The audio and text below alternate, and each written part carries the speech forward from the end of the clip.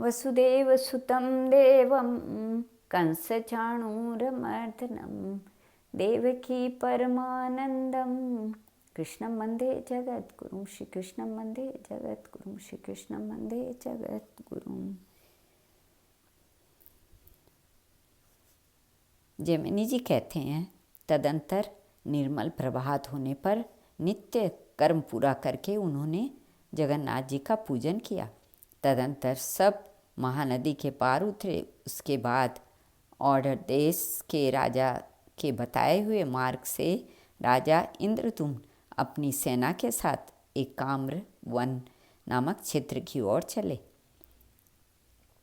तब राजा ने नारद जी से पूछा, महामुने, यह शब्द कहाँ हो रहा है?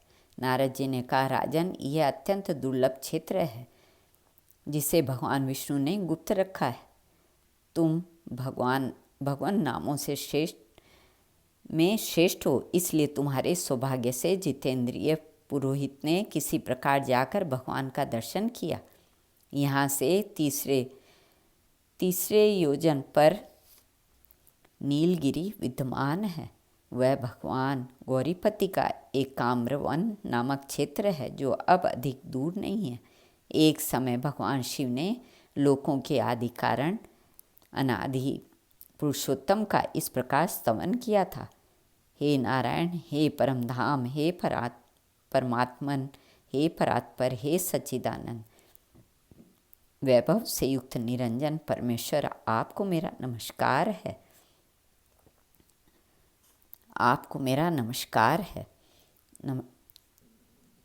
आपको मेरा कोटि कोटि नमस्कार है, जिसके एक एक रोम में अनेकानेक ब्रह्मांडों का समुदाय भरा हुआ है तथा जिनका शरीर माप जोक से बाहर है। उस विश्व रूप भगवान को नमस्कार है, जिनके स्वरूप भूतकाल के परिणाम से ब्रह्मा की सृष्टि और प्रलय होते हैं। मनवंतर आदि की संघटना करने वाले उन भगवान को नमस्कार है। भगवान विष्णु के ऐसा कहने पर शिव जी ने कहा, देव जगन्नाथ, शरणागत दुखभंजन प्रभो जगतपते, आप पुरुषोत्तम क्षेत्र में जाने के लिए जो आज्ञा दे रहे हैं उससे शिरोधार्य करके मैं उस मोक्षदायक कल्याण मैं तीर्थ में जाऊंगा। और यूँ कहकर भगवान शंकर उस क्षेत्र में पधारे।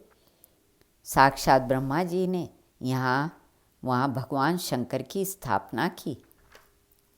नारद जी की बात सुनकर राजा का चित्त प्रसन्न हो गया और बोले, ब्रह्मन, आपने मुझे परम पावन क्षेत्र का परिचय दिया है जहाँ पर साक्षात भगवान उमापति विराजमान हैं। वहाँ पर हम अवश्य चलेंगे। उसके बाद वे कोटीश्वर महालय को गए। वहाँ जल से भली भांति आचमन करके सात्विक धर्म में स्थित राजा ने भुवनेश्वर नामक लिंग का महास्नान की विधि से पूजन किया।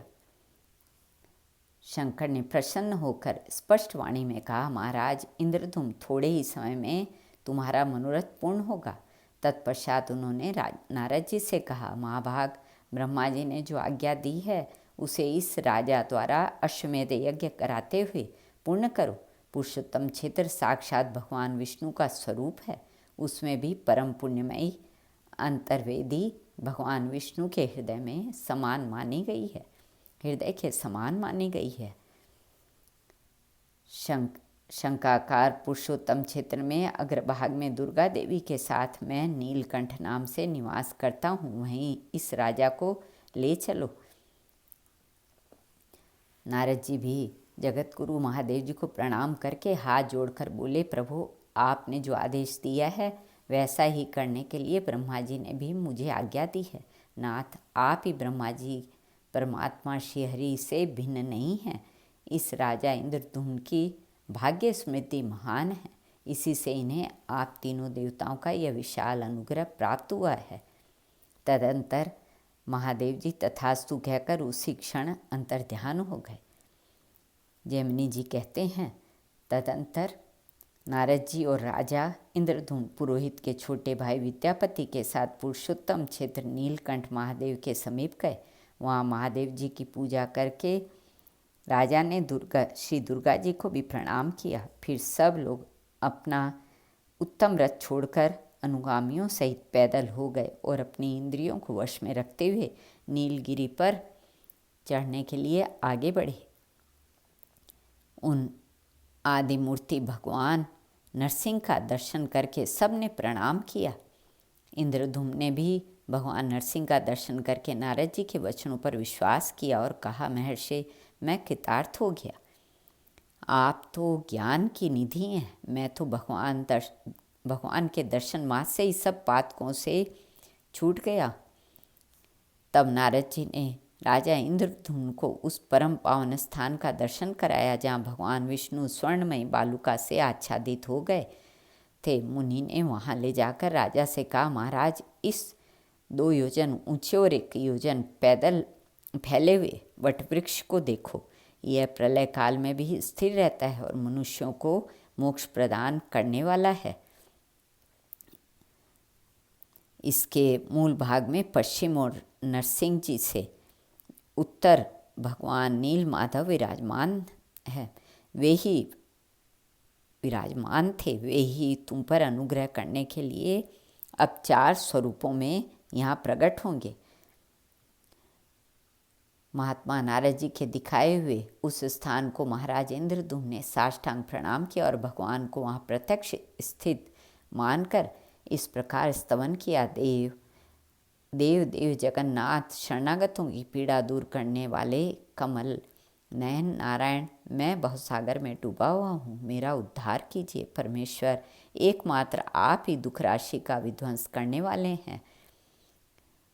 मैं प्रभु आप ही सबको आश्रय देने वाले हैं। मुझ दीन पर अनुग्रह कीजिए। मैं आपसे केवल इतनी ही भीख मांगता हूँ कि आपकी जो मूर्ति यहाँ विराजमान है उसका मैं इस नेत्र से दर्शन करूँ। इसके सिवा कोई प्रयोजन नहीं है। इस प्रकार हाथ जोड़कर राजा इंद्रधुम्न ने भगवान मधुसूदन की स्तुति करके पृथ्वी पर लौटकर उन्हें साष्टांग प्रणाम किया। उस समय उनके नेत्रों से आंसू भर आए थे। इसी समय आकाशवाणी हुई जिसे इंद्रधुम्न ने भी सुना, राजन चिंता न करो, मैं तुम्हें प्रत्यक्ष दर्शन दूंगा। देवर्षि नारद ने ब्रह्मा जी का जो वचन तुमसे कहा है उसके अनुसार कार्य करो। उस दिव्य वाणी को सुनकर राजा ने नारद जी से कहा, मुने आपने ब्रह्मा जी की आज्ञा से जो कुछ कहा था इस आकाशवाणी ने भी उसी का अनुमोदन किया है। ब्रह्मा जी साक्षात जगन्नाथ है। इन दोनों में कुछ भी भेद नहीं है। आपका वचन भगवान का ही वचन है, अतः मुझे उसका प्रयत्नपूर्वक पालन करना चाहिए। श्री कृष्ण अर्पण।